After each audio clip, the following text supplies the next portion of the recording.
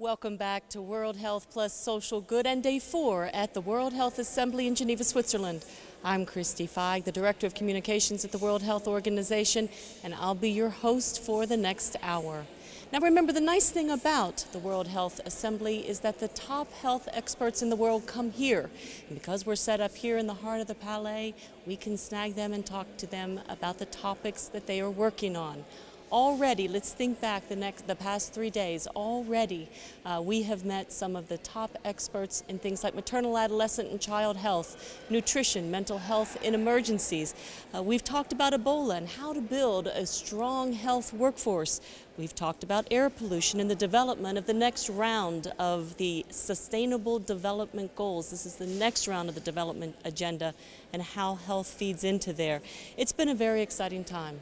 Now remember, the World Health Assembly goes through next Tuesday, but World Health plus Social Good goes only until tomorrow. The level of engagement has been really great. We have had about 10,000 people joining the discussion through our digital channels, and the work is going well here at the World Health Assembly. Already yesterday, the Committee A passed the program budget for 16-17, that's 2016-17. Remember, we work in bienniums here. Also, the malaria strategy was passed by Committee A, and we'll be talking to the Director of Malaria a little bit later in this show. Today, Committee A is taking up things like air pollution, polio, and antimicrobial resistance. But really the beauty of this show is that we can go beyond what's on the agenda that day, because as I said, we do have the top people here at the World Health Assembly, and there are some major issues in health that we want to talk about that aren't necessarily on the agenda today, might be happening next week. One of those is where we're going to start today, and that's something called non-communicable diseases. And rest assured, in the UN, we can even give that an acronym. We call them NCDs. But you know them as things like cancer, diabetes, heart disease, stroke, and chronic respiratory diseases like asthma. I think it's fair to say that this group of diseases probably affects everyone. If it doesn't affect them personally, it affects somebody that they care a lot about. And that's why it's such an important topic for us today. They can be prevented and they can be treated. And WHO is working to do that. Now, joining me to talk about that, Dr. Ala Alwyn, the Regional Director from the Eastern Mediterranean region at WHO and a long-standing champion of putting strategies in place to reduce non-communicable diseases, and Dr. Silvana Luciana from the Americas region. You work on non-communicable diseases in the Americas region and getting strategies to the countries there. I want to thank you both for joining me today. NCDs really are the biggest killer. From what I've read. In fact, I think we're looking at about 38 million deaths a year. Is that right? You're correct, all absolutely. Right. 16 million can be premature, die before somebody's 70 years old? Yes, that's a very important point, is that many people with NCDs are actually dying too young.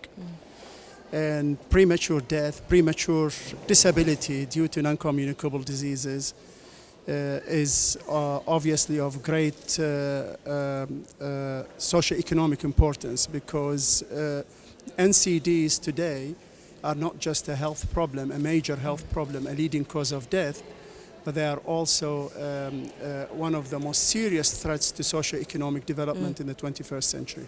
If you have questions for either one of these experts, then go ahead and send them in on Twitter. That's hashtag WHA68 and hashtag SocialGood. Dr. Alwyn, about 3.5 years ago, the UN General Assembly met in New York for a special session on non-communicable diseases. That's very rare that they do a special session on a health issue. Why did they do that?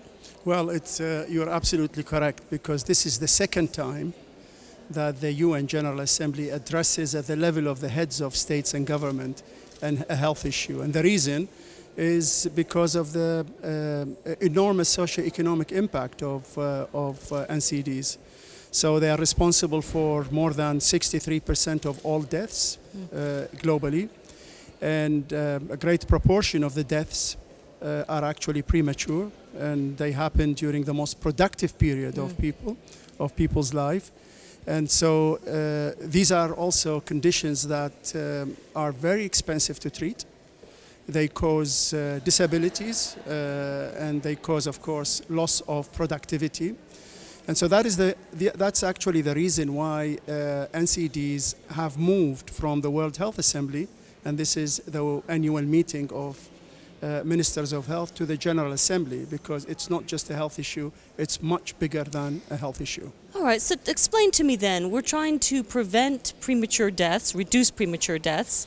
We're trying to prevent these conditions from even starting to begin with. How do we do that? What is being done? Well, let's go back to what we actually mean by NCDs. NCDs are a large group of conditions, but about 80% of the people who die from NCDs, they die from 4 major groups of diseases. You actually mentioned them at the beginning of this session. So cardiovascular diseases, which include heart attacks and strokes, diabetes, cancers, and chronic lung diseases like chronic obstructive lung disease or asthma. And these 4 major groups of diseases are actually caused by 4 major risk factors. So it's tobacco use, it's unhealthy diet, it's physical inactivity, and it's the harmful use of alcohol. So we have 4 groups of diseases and 4 shared risk factors. And so if we want to prevent these diseases from occurring and we prevent premature death, then we need to act on the risk factors, to reduce the risk factors. And so it is the global strategy to address these NCDs was actually approved by WHO, or the World Health Assembly, in the year 2000. It's very simple. You need to do, number 1, monitor these 4 groups of disease and the risk factors. You need to reduce the risk factors that cause them. This is number 2. And you need to provide healthcare, proper healthcare, for the millions and millions of people who have these conditions. And so these are the 3 key components of any strategy to address NCDs at the national level, at the global level, at the regional level, and even at the sub-national level. So when a yellow card comes up here, this means that we've had a question come in off Twitter. This particular question was the one that I just asked, actually, what is being done to prevent NCDs. So I'm just going to pretend that I was reading your mind. And if anybody else would like me to read your mind, hashtag WHA68, hashtag SocialGood. Dr. Alwan, one more question for you. What are countries doing to implement some of these programs to reduce these risk factors? So what did the UN meeting do in 2011? The heads of states and government endorsed what we call a political declaration. And this political declaration contains a number of measures and interventions that each member state should do to address NCDs in the 3 areas that I have mentioned: in surveillance, monitoring, tracking the epidemic, in reducing the risk factors, and also in improving healthcare for people with established NCDs. So what member states are now doing or expected to do is actually to implement these measures. So they have to have a comprehensive system to monitor the risk factors and the diseases, and they have to have what we call the best buys. The best buys are measures to reduce the risk factors. These are evidence-based, they are cost-effective, they are feasible, they are culturally relevant, and they are low cost. In fact, some of them, like taxation on tobacco and taxation on alcohol, are income generating. So every single country in the world can implement these public health best buys. In some cases, they generate more funds, but in other best buys are easy to implement and they are low cost. And the third groups of measures that the UN recommends to member states are measures to integrate the management and the healthcare of the common non-communicable disease like high blood pressure that affects 40% of the adult population in most regions of the world, or diabetes in some regions of the world that affects about 25% of the adult population, and to integrate the management and healthcare of these conditions into primary healthcare. Silvana, let me come to you for just a moment. You work in the Americas region trying to implement some of this work and try to get some of these countries taking this forward. You need to share your microphone with her, and I will ask her the tough questions that have just come in. Thank you. Before I do that, why don't you kind of set the scene for me, if you would. Yes. What is the situation in the Americas region? Are some of these countries taking this work forward? Thank you, Christy. And I think the really important point to make about NCDs is that human suffering is insurmountable. You know, Dr. Alwyn explained the global situation in the Americas. The situation is that every 3 out of 4 deaths is caused by non-communicable diseases. And that is a real tragedy in terms of human life lost. But it's also that there are millions, over 200 million in the region of the Americas that are living with an NCD. So having to manage their blood pressure, having to manage their diabetes, having to live with cancer.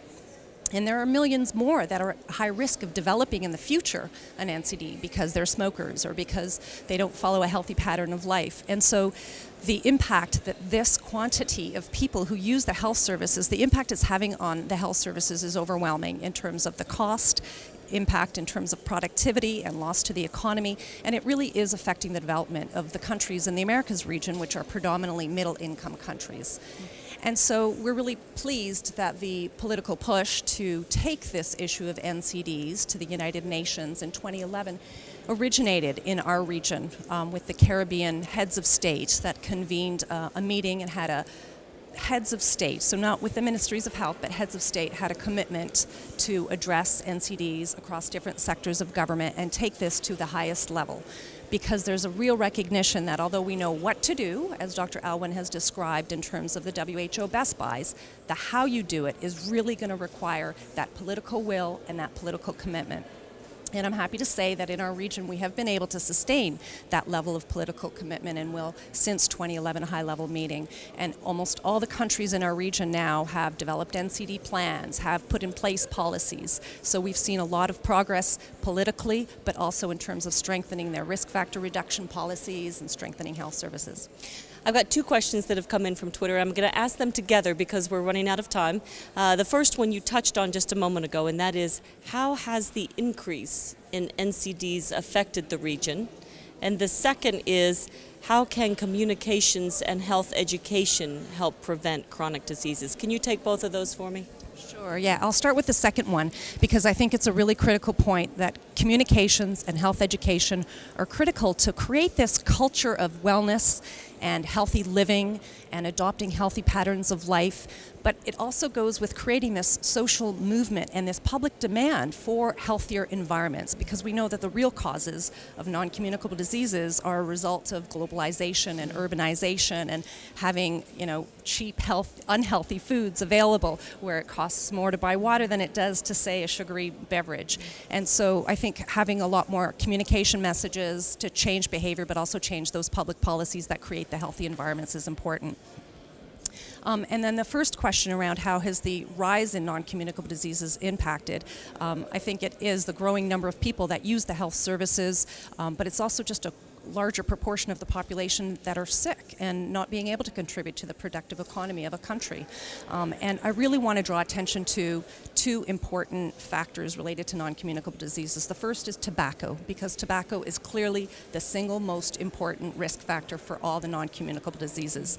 And we do have a framework convention of tobacco control that WHO adopted in 2003, and that's really helped push the countries put in place all of the policy measures like taxation and warning signals to reduce tobacco, but we still have a long way to go because tobacco and smoking are high, especially among adolescents. And then the second most important, I think, is obesity. The obesity problem is enormous and growing, especially among children, and a lot more needs to be done to promote healthy eating and physical activity and create those healthy environments. Dr. Alwyn, do you have anything to add? I would just like to add an important component of the strategy is to get the non-health sectors to be engaged in addressing NCDs. So you can educate people, you can tell them not to smoke, you can tell them to eat healthy, but they actually need an environment that is conducive to this kind of lifestyle. So this requires action by a number of other sectors and not just health. And that is why non-communicable diseases, addressing them is not an issue for health authorities alone. And that is again another reason for taking the non-communicable disease issue into the General Assembly of the UN, because it requires a multi-sectoral action. We have something that we call health in all policies, which means that the non-health sectors have to be engaged in reducing the risk factors and producing an environment that is conducive to healthy lifestyles. I think that also illustrates probably one of the biggest challenges about this as well. Absolutely. I'm going to let both of you go because we're out of time, but I think you can already see the high interest in this topic. Thank you both for joining us. I appreciate it. Thank you, Christy. Luciana and Dr. Ala Alwyn, thank you. I can take that from you. Now, I'm going to sprinkle in some of the progress that has been made here at the World Health Assembly as well. Remember, just a few minutes ago, I told you that one of the most important things Committee A has done so far is approve a strategy for malaria. They took that up yesterday, and this is our director who's trying to knock down the table here. Always make a force of entrance, huh? Absolutely. Among other things, this strategy aims to eliminate the disease in at least 35 countries by 2030. Joining me now, who you already met to talk about this, Dr. Pedro Alonso, the director of the malaria program at the World Health Organization. Pedro, thanks for joining us. Thank you. Set the scene for me here, if you would. Why is this strategy so important, and what does it call for? Okay, so the strategy is the response to a request from actually World Health Assembly, in that it recognizes the unprecedented gains and achievements of the last decade, or rather the last 15 years in the fight against malaria, and the need to build on those gains to complete the unfinished agenda. So 4 million lives have been averted since the year 2000. We have reduced mortality globally by nearly 50%. We have reduced malaria case incidence by over 30%. These are extraordinary achievements. Still, we have 600,000 deaths every year. We have 200 million cases of malaria.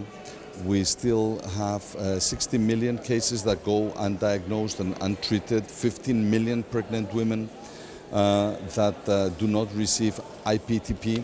So combining the recognition of the unprecedented success with the massive work that remains to be done. And for that, we've developed a framework strategy that hopes to take us all the way from where we are now, building on that success, up to 2030. And what we hope to achieve by 2030 is at least a 90% reduction in disease and death, and at least a further 35 countries having fully eliminated malaria. So ambitious but achievable goals, and in that sense a historical resolution by World Health Assembly. Since the mid-1950s, when they first launched the malaria eradication campaign, the world had never embraced such an ambitious set of goals, targets and strategies. So when a yellow card comes up here, it means one of our viewers on Twitter has a question. All right. And if any more of you do, feel free to email us your questions on Twitter at hashtag WHA68 and hashtag SocialGood. This question is, what are some of the obstacles, some of the challenges to moving forward with this new malaria strategy? So we face several, and it would not be right if I didn't start by saying the financing one. Yeah. We recognize that all of this requires a lot of resources, and there we've done extremely well over the last decade, but we're still 50% from where we should be in terms of the financial contributions. Moving forward, we need to not just maintain but increase the support from donor countries, and we need to mobilize domestic resources in the malaria affected countries. So I would say that's the first big one, the financing bit. Secondly, we face major biological challenges. The parasite is becoming resistant to some of the drugs. This is nothing new, it always happens.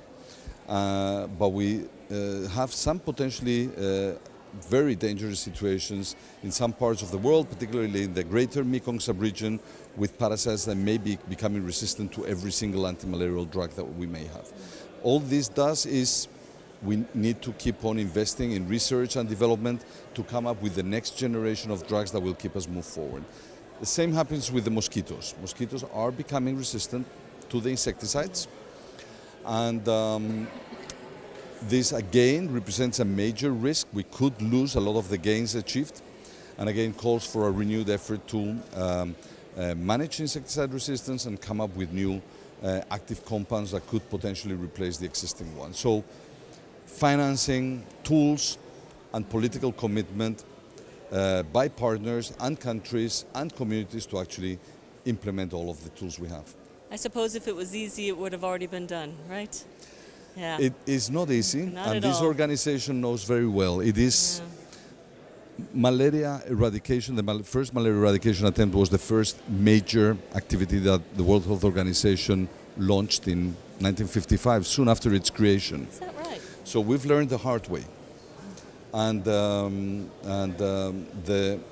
failure of that first attempt has made us be very cautious.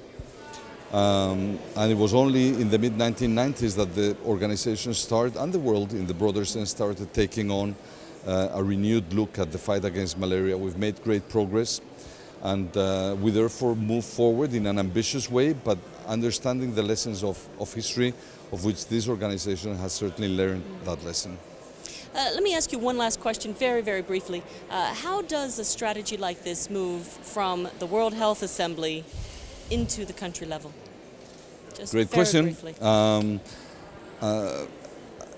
Someone said the other day, how do you actually domesticate it in terms of being domestic? So first thing is we've actually adapting them to the regional context, and today the regional directors of WIPRO and CIARO announced the new Greater Mekong Subregion Elimination Strategy, which is the first product of the global strategy.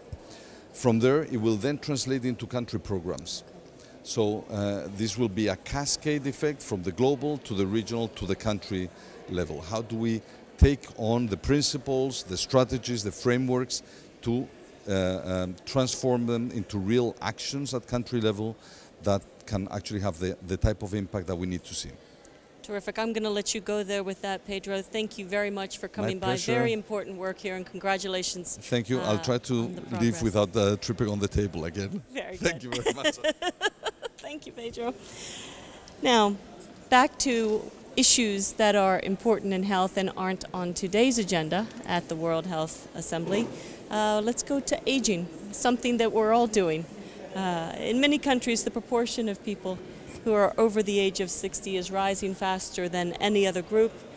Now, the population aging, I guess, can be seen as a positive thing. We're living longer, which means that we're doing better at public health.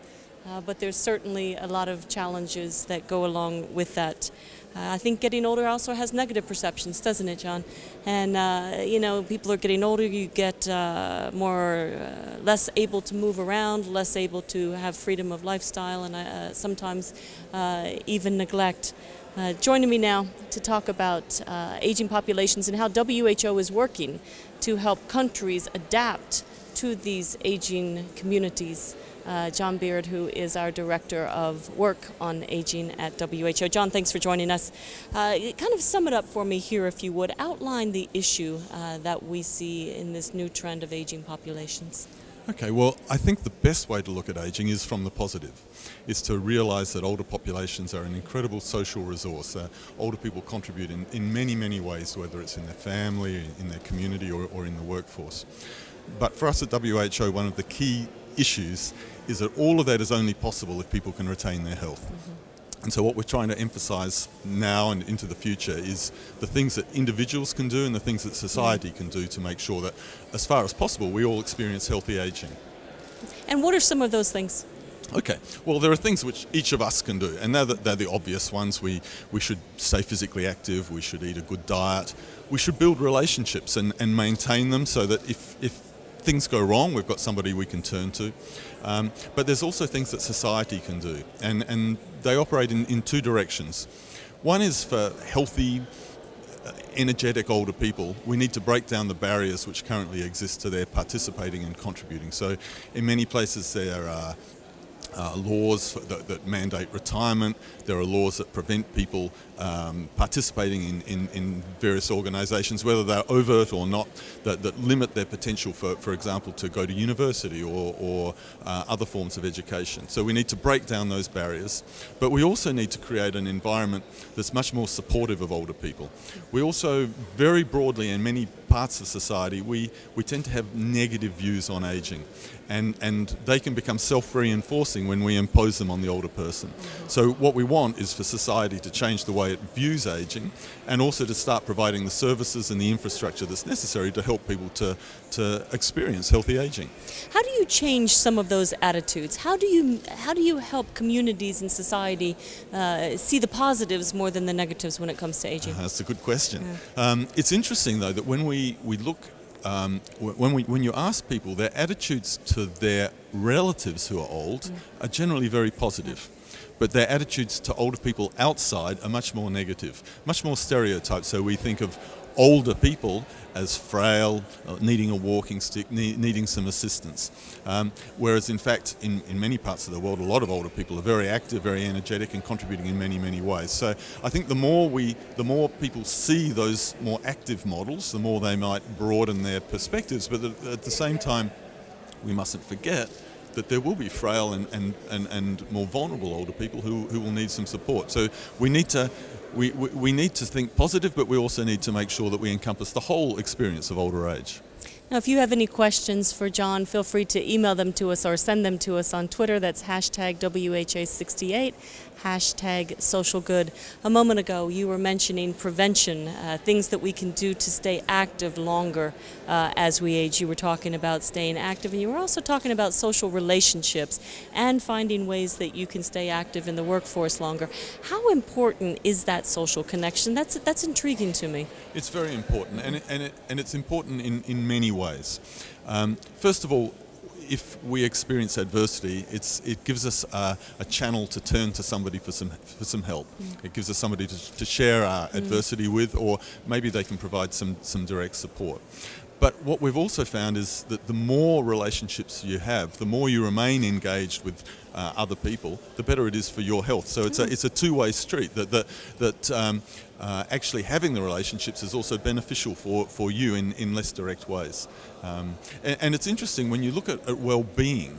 A lot of people think that older people aren't happy, but in fact in many parts of the world, well-being is a U-curve. And so well-being is very high when you're young. In midlife, when you've got a lot of work, you've got the children to raise, you've got a lot of pressure in terms of career and other problems, well-being is actually at its lowest. But as you age or as you get older, it rises again, so that you have a peak in early life and in late life, which is not what people expect. It's not what you expect at all. You know, you've got a big report coming out in a few months looking at aging. Can you tell me a little bit more about what that report is looking at and what we can expect? Okay, well, we're particularly looking at health, so it's going to be on healthy aging. And we're trying to reframe the way people think about health, shifting it from the absence of disease to really thinking about functioning and what it is that older people can do and how we can enable that to happen. And you can do that in two ways. One is you can help the older person themselves build their strength. You can help them maintain their physical capacity, their cognitive capacity, all of those things which traditionally WHO would be associated with. But you can also, even for people when they have lost a certain degree of intrinsic capacity, there are ways that the environment can make it easier for them to continue to maintain their relationships and to maintain their involvement in society. And so one of the initiatives we have more broadly or outside the report is the Global Network of Age-Friendly Cities. We have over 250 cities at the moment, representing close to 100 million people, where all of those municipalities have committed to try and make those places a better place for people to grow old in. And they do all sorts of neat things. So they can range from making public transport more accessible, making public spaces more accessible, making places safer, better lighting, and enabling older people to participate and enabling them to have a say in the decisions that will affect them. Now, my Oh, a viewers will question. fire me if I don't ask you the obvious question, even though it's not the one that has come in. The question that I think everybody wants to know is, what are some of those cities? What are some of the cities that are on the front end of adapting for older populations? Okay. I'll give you a couple at the extremes. The first city to join the global network was New York, and they do absolutely amazing things. And if people want to learn about it, they can go to the web and they can look up age-friendly New York, and they will see them. One of the things that they did was to involve businesses within New York to look at how they might be able to contribute, and how if you have a shop in New York City, how it might be more age friendly. So they have a really neat program. But at the other extreme, one of the cities we work with is New Delhi, and in the slums of New Delhi, they have a program looking at how you can make a slum more age friendly, which might seem impossible. Yeah. But they went and they asked older people in the slum, what is your biggest worry? What is the biggest problem for you? And then they said safety. I feel so unsafe. This is very common for older people, sure. and often though older people are more sensitive to risk than is actually there. Often it's not quite as bad as they see. But in New Delhi, what they did was they arranged for somebody to come into the home of the older person and take the mobile phone that's available in the home, because even in the slums, everybody has a mobile phone. Enter in a telephone number and say, this is the number of your local policeman. I want you to call them. And this is probably the first time this person's ever had any contact with a policeman in a good light. So they press the button, and at the other end, the policeman had been primed and expected to receive the call. And he said, "Oh, look, thank you very much for calling, Mrs. Singh. You know, I'm very pleased you've got the number. Now listen, if you have ever got any problems or you're worried about anything, you just call me again. Make sure you keep this number, and I'll be there waiting for your call." I think it's fantastic. I mean, if that can happen in New Delhi, you know, we can learn. And the other thing about the global network is it's about not just the North teaching the South what to do, but South, North, the whole lot. It's terrific. Wonderful. John, I'm going to have to let you go, but I could talk to you a lot longer on this, something that affects everybody, aging. We'll keep an eye out for your report. When do you expect it to be out? October the 1st. October the 1st. There Thanks, you go. Christy. Thank you for coming by, John. Now remember, at the top of the show, we talked about non-communicable diseases. Those diseases like cancer, diabetes, heart disease, stroke, chronic respiratory diseases. In a little bit, we're going to be talking more about that. In fact, we've got some experts on cancer that will come to join us. But first, we are going to check in with our digital platforms. We are a digital show, so we try to check in with our digital platforms periodically. Every day they come by. We also have a journalist that joins us every day, because the UN Foundation has a group of journalists here that have come to the World Health Assembly. We check in with them and see what they're finding as they go here. Amy Maxman is the freelance journalist that's joining us today. She's a fellow with the UN Foundation. And Sari Setyogi, of course, our social media manager. Amy, let me start with you. Hi. This is your first World Health Assembly, yes? It is. What do you think? It's impressive. It's unlike any meeting I've ever been to before, by a long shot. What blows your mind the most? Well, I think what's obvious is everybody's here with their own interests, which is true. There's all of these countries that are here, and everybody has their own priorities.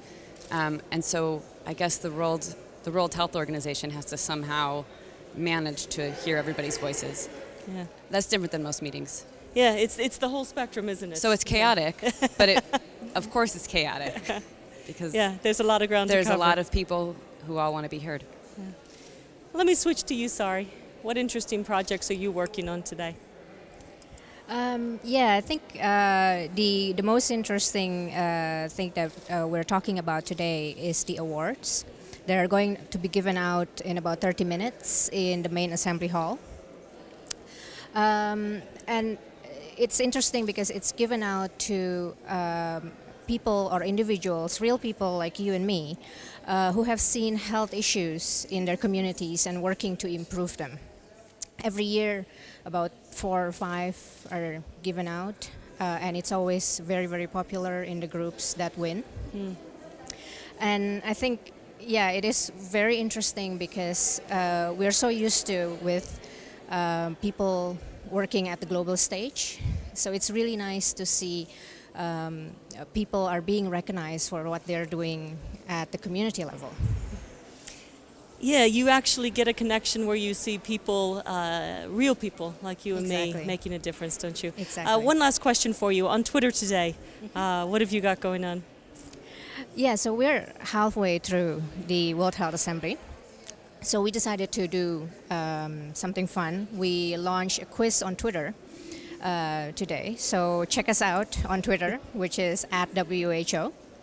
And check your knowledge about WHO and the World Health Assembly, like when was the first World Health Assembly. So we are going to tweet 2 questions per day throughout the rest of the assembly. That is until Tuesday. I'm very glad you weren't asking me that question. Thank you both for coming by and joining us, and we'll check in with you guys again tomorrow. Enjoy the assembly. Thanks. All right. A moment ago I told you we were going to check in on one of the most common non-communicable diseases. Cancer probably by far is probably one of the health issues that affects everyone. If it hasn't affected you personally, it probably affects somebody that you care about. And I think the numbers are quite staggering. If you look at cancer across the board, in 2012, for example, 14 million cases were diagnosed and more than 8 million people died. And at this rate, the number of new cases is expected to rise by about 70% over the next 2 decades. Good health policy is something very helpful, but there's also actions that people can take.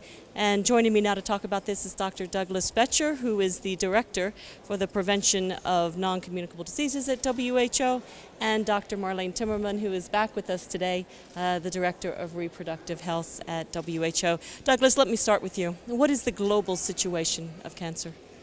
The situation now is that cancer is the largest killer in many countries, especially high-income countries, but the second largest killer overall in the world, second to hypertension and stroke. Kills about 8 million people per year, and there is about 14 million new cases of cancer recorded per year now, and that's projected to increase by about 70% over the next 2 decades.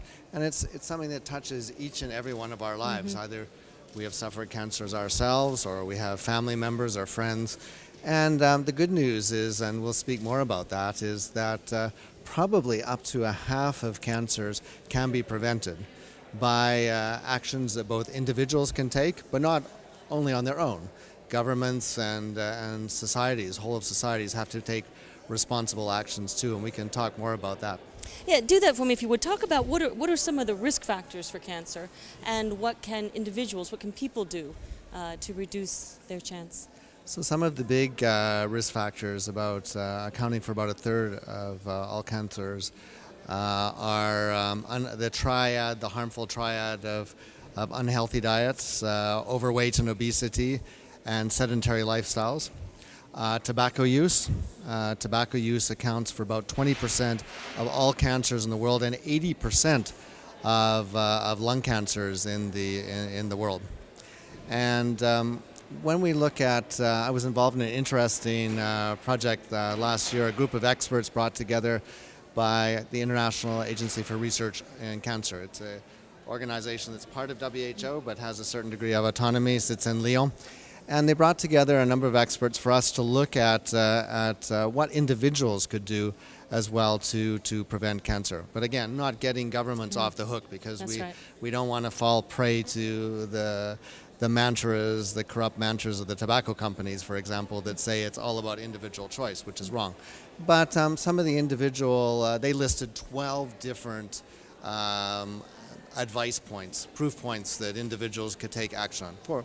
So don't smoke or stop smoking. It's never too late to stop. And linked to that, make sure your home and your workplace is smoke-free. Avoid harmful use of alcohol, or better even than that, don't drink. Healthy eating, so low salt, less saturated fats, the sort of Mediterranean diets, more fruits and vegetables. Also, more physical activity. We live in a surfing, web surfing, television watching, cable connected society, and we need. The fact is, the world is getting too heavy, and along with that, WHO recommends then that at least for adults, we should have at least 30 minutes of moderate exercise per day, or 150 minutes per week. And most of us aren't doing that. Yeah. Marlene, let me come to you for just a minute. One of these cancers is quite specific to women, and I'm thinking of cervical cancer here. It occurs worldwide, and a lot of the women who die from it happen to be in less developed countries. Can you talk about this for just a minute? Yes, indeed. In women, the most common cancers are breast cancer and cervical cancer, cancer of the uterus, the entry of the uterus. So this one is actually entirely preventable. It is caused by a sexually transmitted virus, the human papilloma virus, and it is very common. Most sexually active adults will have this virus sooner or later, but very few will develop cervix cancer. Now, in developed countries, there are a lot of programs to prevent, screen, early detection, early treatment. So there, few women die of cervix cancer. But in developing countries, there are very few screening programs and treatment. And globally, there are still 290,000 women who die every year of cervix cancer, which is a completely, it's preventable, detectable, treatable. So we should not accept this. So what can be done? What can be done? A lot. First of all, good health education and communication, so that everyone, girls, women, but also men and boys, they know that this is a sexually transmitted infection. That's number one. Number two, now we are very lucky that we have a new approach, which is a vaccine. The vaccine, it's called the HPV vaccine, human papilloma virus vaccine. That's the virus. That's the virus, so a vaccine against the virus. And that is most effective if you give it before you are sexually active, before you are maybe infected with that virus. So young girls, schoolgirls around the age of 11, 12, 13 should have access to the vaccine. The bad news is that the vaccine is quite expensive, but now there is kind of a global effort. Gavi, governments, partners are putting a lot of energy and money to allow access to the vaccine also in developing countries. So this is great. The good news is also that before we needed 3 injections. Now studies have shown that even with 2 injections of HPV vaccine, you can protect yourself. Then you still need screening programs, but the good news there is once you are detected in an early stage of the evolution to cervix cancer, in a pre-cancerous stage, you can have a very easy, simple treatment. So it is our duty to give access to education, vaccine, but also to screening and treatment in all women in the world, because it doesn't cost that much, it is feasible. And I'm very happy that now, thanks to many efforts globally, that we see that also in developing countries, these efforts are increasing and more women and girls get access to prevention, screening, and early treatment. Wonderful. Lots of work to do there, but very important work. These are questions that are coming in from Twitter, but I don't have time to ask them to you. I'm sorry, you did cover the first one, which was how can we take actions to prevent cancer. Unfortunately, we don't have time for the second one, but it just goes to show how much people care about cancer and cancer prevention, because it does affect so many people. Thank you both for coming by. We appreciate it. Marlene, good to see you again. She's a repeat offender here at the show. That's right.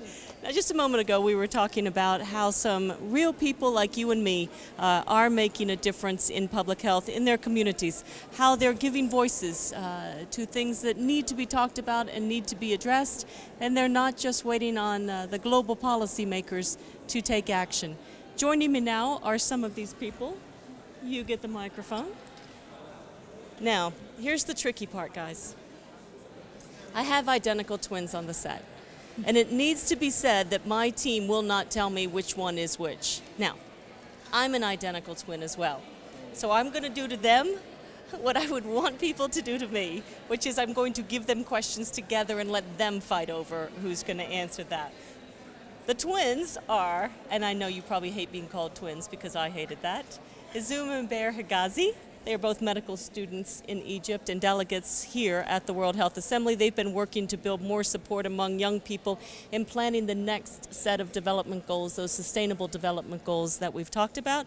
I also have Kenneth Simbaya, a journalist from Tanzania here, who's been doing some work on maternal newborn child health, if I have my information correctly. And I'm going to start with him because it's safer ground than letting the twins fight, okay?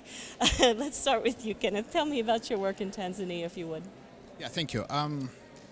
My work in Tanzania, basically, I'm focusing on reporting on maternal and newborn health. Basically, what we do is to enlighten the citizens to make sure that they understand issues pertaining to maternal and newborn health. We believe that with information, the citizen will be empowered. With information, the government or whoever is responsible in maternal and newborn health will have something to work on. In Tanzania, the media hasn't been that much proactive in reporting maternal issues as compared to other stuff. If a person is knocked down by a car, all papers will cover that story tomorrow. But every day, between 22 and 24 women die, but we don't see that coming up oftenly. So what you are trying to do now is to inspire journalists to give the priority it deserves, because a woman losing life in giving birth is the same as a person dying by being knocked by a car. So what we are trying to do is to bring in the press so that they can play its role to make sure that we are ending preventable maternal deaths, because it's doable. We are told that 80% of maternal deaths are preventable. Now, you've been quoted, if this is right, as saying, quote, "What stunned me is the way they were able to offer solutions and point out what is and isn't working as well as what should be included in future planning." Can you talk about that a little bit for me? How have you gained and learned and been able to change things through this? That's correct. I mean, that quote came to when we were doing citizen hearings. We did citizen hearings, and I was there trying to report what people were saying, what citizens were saying, and what the government were saying. Then what stunned me is to see that what initially was seen as a problem, when people were brought together, meaning the government, service providers and service beneficiaries, discussing what they think can be done to end maternal and newborn death, actually the answers came from citizens themselves. That stunned me. For instance, people would blame that we don't have a health facility here. The government isn't providing this. But when the government and citizens sat together, they were made to understand that there is something the government can do, and there is something citizens can do. So citizens were saying that, okay, if that's the case, this is what we will do. That means that they were offering solutions. If mothers delivering at home is riskier, we will make sure that there's no women delivering at home. If you look deeply, that means that anything happening in a community, citizens are standing a better chance to contribute to make sure that women are not delivering in homes, and instead they are using health facilities to deliver. So to me, by so saying, they were offering solution to what has been seen as a problem. That makes a lot of sense. They know what they need. Yes, exactly. Absolutely. Let's go to the Higazi brothers now. Let's start with your work. You have to give them the microphone and let them fight over it, because I'm not giving the other one mine. Tell me a little bit about your work in Egypt to get young people involved in setting the next level of goals, the next round of goals for health especially. Yeah, so I will take on this question. I'm Beher, and I'll be glad for you to be speaking on my behalf. So not like as Egypt, so to uncover the diplomatic way of talking, which I think most of the people watching us would appreciate it more than the diplomatic way. So for this process, we had started this for like 2 years now. We started in the beginning of 2014 to include and listen and hear from youth generally not even certain major in university, just to listen from youth. How do you want to shape SDGs, Sustainable Development Goals? And then we found that it's very broad. And then we said that we will focus into health. And at this point, we have made a lot of consultations with the related health measures and politics. So we have attracted youth from medical schools, from political schools, from even economic schools, pharmacists, dentistry, and nurseries. And then we have attracted them and started to launch simulation for the World Health Assembly to act as a platform for youth to... Really? Yeah, really. So we have attracted them and made them simulate the World Health Assembly. By this simulation, we created a platform to listen and hear to them evenly, democratically. What do you think about this? We give them the same papers that the secretaries give to the governments to see how health should be included. And then they speak freely. They speak out of any diplomatic context. They speak what they feel, what they hear, what they think of, and put it into resolution, simulating the resolution that is happening here. And we had several consultations starting from the year 2014. We had 6 in Egypt. They were held in Cairo. And we had as well several international consultations of this. It happened in Tunisia, it happened in Denmark, it happened in Germany, in Cologne. And through this, we had like a representative outcome throughout these consultations, how youth are thinking of health inclusion in the post-2015 agenda and how they want to shape health in the Sustainable Development Goals in the summit in September in New York this year. Azim, let me come to you. What are some of the issues that young people seem to care about the most? What are the things that the youth should care the most, right? That's your question. Yeah. With the Sustainable Development Goals, where do they plug in? This question is a bit tricky because youth... You can give it to Bear. Yeah, he's going to have better answers. It's a bit tricky because we as youth, we are almost concerned with the same thing that everyone's concerned of. We are concerned for the good of people in general. But what makes difference from youth and others that we see the things from like transparent lens. We don't have any agendas. We just want the better for the world. That's the main thing that makes youth better than others. I just return to the point that he has mentioned that we started like working on like 2 years ago. I don't know if that was clear in our in your presentation that we are the youth delegates of Egypt. So we have started to be like one of the big things that we said. Okay, if we want to bring youth to that platform, we need to start from better place. And the best place, what is the best place? It is member states.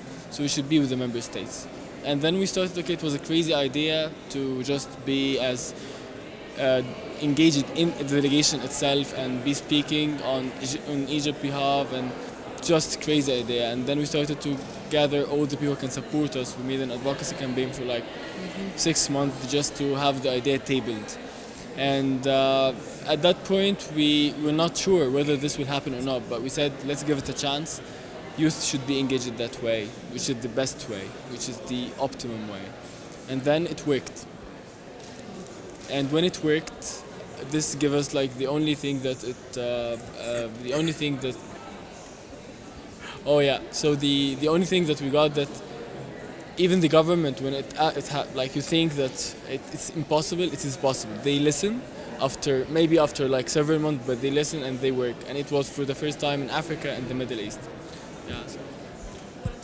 I think I'm also an advocate. I'm an advocate for youth issues. What youth are much concerned, especially in the post-2015 development goals. There are a lot, but key ones are employment and health, particularly sexual and reproductive health and rights. Coming from developing countries, you would see that a big number of maternal deaths, young people contribute. There's a big percentage of young people. Taking an example from my country, whereby almost up to 20 to 30% of girls aged 15 to 18 have already had sex at that age, and some are mothers already. So they are very much concerned with that. They need information to help them make informed decisions. They need to access health-friendly services. They need employment and so forth. To me, those are the things which are much more concerning young people. And the whole issue of engagement, as has been mentioned, they don't want to be told. They want to be engaged because they know what they want as young people. Well, you know, that's almost getting close to the last question, and I'm going to let each of you take a stab at it. And that is, what can working with young people accomplish, with youth accomplish, that working with policymakers, global policymakers, cannot accomplish? Is he more? It can accomplish a lot. This is the first thing that I have to say. As I said, like, we are not biased. We really want to seek, okay, what the people need, and we do it. This is the first thing that will never come to the global policymakers. They just have their, and this is right, like, they are representing the country, they're representing their NGOs, they're representing whatever, and at that point they are focusing on that, and they don't mind having the good for the people, but they can see it because they're having different lens. We're having that lens people-centered. But just to turn to the last thing that you mentioned in your question, what are the things that matter the youth most? I'd say the thing that matters us the most as youth here is universal health coverage. And we have touched that in the post-20 agenda. This is our area of work. And we like that because I see it by the lens of people as well. This is the good for the people. This is what I feel in my population, not only my population, here in my country, in the rest of Africa, and the rest of the Middle East, and the left of so many countries, in other continents in the whole world. Even countries who have achieved better health systems, they need to work more. And that's for issues like social justice, like equity. Universal health coverage is the only solution for that. And also, when it comes to Goal 3 and the Sustainable Development Goals, universal health coverage can entangle all of that, and that's why we are here, supportive to it, and that's why we need to work on it. Yeah, so thank you. Bear, how about you? Very briefly, we only have about 30 seconds left. Yeah, so about youth, I would say just two words. That we are bold enough to say what we want to say with no any kind of political constraints or whatever. Second thing, that we are seeing the world as pink world. We are not seeing it as a flag that is having other thing behind everything. We see the picture as clear as we want to see it. And our interventions is always to say, like, in equity, we don't want to leave someone behind the equity. In health, we don't want to leave someone behind the access to healthcare. So it's all our agendas is to try to support it. And whenever we met youth around the world, they just have the same way of thinking, the same way of approach towards dealing with issues. So I think this is the key factor of youth. Kenneth, well, no, Kenneth, you're going to get my microphone if you need it, but you have two questions to address. That one that I just asked, what can youth accomplish that global policymakers can't? And you have a question that just came in from Twitter. What inspired you most about the World Health Assembly this year? You've got to take two at once. All right, fine. I start with the first one. I think working with youth, I mean, the world is going to accomplish a lot. First, we will have, if we are talking of sustainable development goals, more or less, those belong to young people. People aged 50, 60 now will have been gone very old by the time we accomplish SDGs. But young people like these two boys here, they are the ones who will be trying to make sure that whatever is needed to be achieved with sustainable development goals is achieved. But most important is that we will have policies and strategies which are responsive to what young people need. So for me, there will be ownership. If we work with young people, there will be that ownership which will lead to, implementing whatever is agreed. That's one benefit of working with young people as opposed to working with policymakers alone. The second thing is what inspired me most. What inspired me is to this World Health Assembly is, as a journalist, as I walk, I see and hear. When I walk and hear issues about accountability, I get inspired. Because the reason I'm here is because we did something to drive accountability. So for me, since I arrived here, I've been keeping my ears open to see who else is pro accountability. So this accountability has been a buzzword here for me, and I'm sure everything rises and falls on accountability. So accountability and citizen engagement has been something which has made me get inspired and being optimistic that what is being agreed here, if citizen engagement is going to be there, then things will never be the same. Sustainable development goals are going to be a huge success. And I think the three of you also inspire us in different ways as well. It makes us very comfortable that the next generation of public health will be in very good hands with people like you working on it. Next time you guys do a simulation of the World Health Organization, you have to have a World Health plus Social Good set. Yeah, it's a very important part of World Health Assembly, right? Let me thank all of you. Thank you for what you do, and thank you for coming by. Thank you so much. That has been nice having you. Very good. Thank That's all we have time for today here at World Health plus Social Good. There are 4 more days of the World Health Assembly. The member states have made a lot of progress already. They are looking today at air pollution. Polio discussions are still underway. Antimicrobial resistance is underway. Tomorrow we'll update you on all the latest progress here. For now, I'm Christy Feig from Geneva, Switzerland, and that's all for World Health plus Social Good today. We'll see you tomorrow. Thanks.